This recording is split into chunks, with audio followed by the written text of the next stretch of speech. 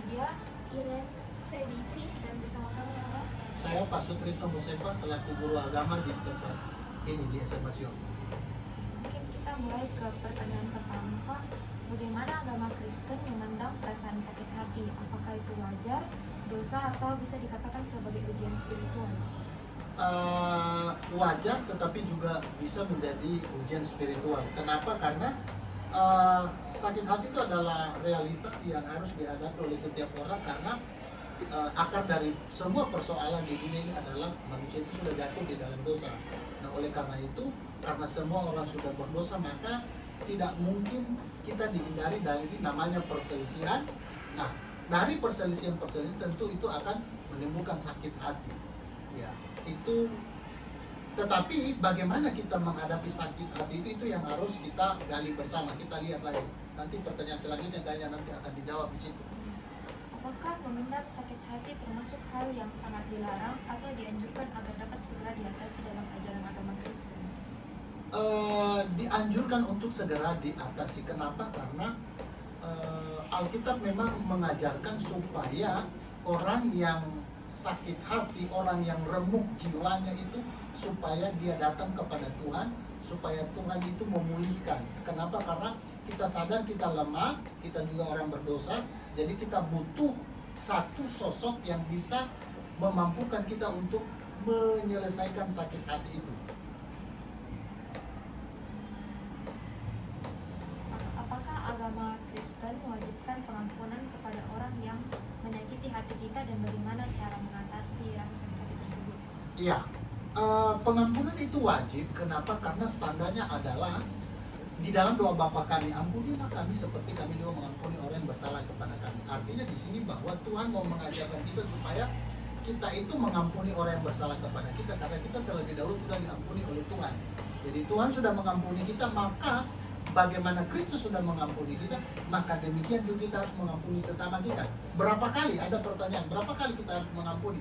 Itu Alkitab mengajarkan 70 kali 7 kali, artinya tak terhingga, bukan jumlahnya, tapi artinya tak terhingga. Berapa kali pun orang menyakiti hati kita, kita wajib melepaskan pengampunan. Ya, bukan karena apa-apanya, tetapi karena memang Tuhan mengajarkan hal seperti itu, bukan hanya diajarkan juga, tetapi sudah diteladankan, sudah dibuktikan oleh Tuhan sendiri, yaitu dengan kematian dan kebangkitannya. Itu menunjukkan bahwa dia mengampuni dosa-dosa kita. Mungkin pertanyaan selanjutnya, di ajaran agama Kristen terutama Tuhan Yesus sering berfirman untuk mengasihi musuh dan berdoa bagi yang menganiaya kita. Dan bagaimana kira-kira umat Kristen bisa menerapkan ayat ini saat mengalami sakit hati yang mendalam? Iya, perlu memang perenungan. Kenapa? Karena tidak gampang memang mengasihi musuh. Orang yang berkali-kali, apalagi itu berulang-ulang. Nah, tetapi seperti tadi saya katakan bahwa bukan berapa kali kita harus mengampuni, tetapi pengajaran Alkitab itu mengajarkan juga adalah bahwa berapapun jumlahnya kamu disakitkan, tetap kita harus melepaskan pengampunan. Kenapa? Karena itu tadi standarnya Kristus sudah mati dan bangkit. Jadi memang kita harus melepaskan pengampunan. Kita juga butuh support system. Saya kira memang kalau dalam kalangan anak muda ada mungkin teman kita yang toksik, yang sudah berkali-kali menyakiti. Nah, mungkin caranya juga supaya kita tidak sakit berulang-ulang, mungkin kita menghindari dia, dalam artian memilih atau menyaring orang yang bisa berteman dengan kita menjauhi.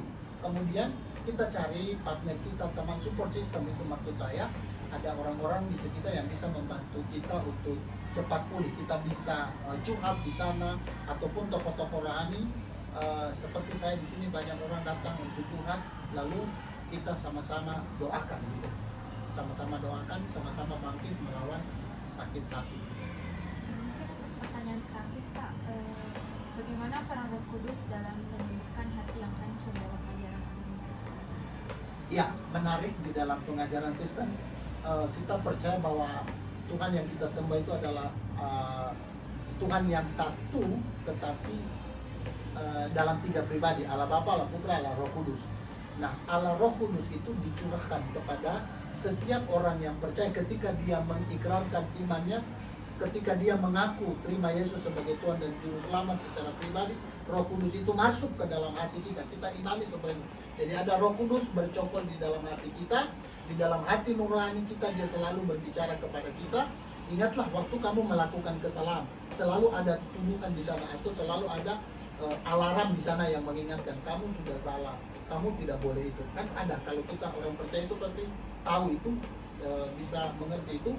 Nah, oleh karena itu bagaimana peran Roh Kudus dalam proses ini? Nah, kita itu membiarkan suara Roh Kudus yang ada di dalam hati kita itu untuk berbicara dan memberikan dia secara leluasa untuk menguasai hati dan pikiran kita, dengan memberikan dia berikan dia menguasai hati dan pikiran kita. Maka otomatis saya percaya bahwa pasti kita akan pelan-pelan akan dimampukan untuk melepaskan pengampunan atau untuk menghilangkan rasa sakit hati kita.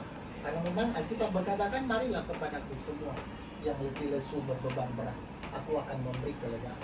Jadi marilah di sini kita biarkan Roh Kudus bekerja, maka percayalah Tuhan akan memampukan kita, karena itu janjinya. Sekian dari pertanyaan kami pada hari ini. Maka kita ingin mengucapkan terima kasih kepada Pak Suti yang sudah bersedia menjadi narasumber kami. Ya, saya juga terima kasih atas kepercayaannya mau menginterview saya. Terima kasih.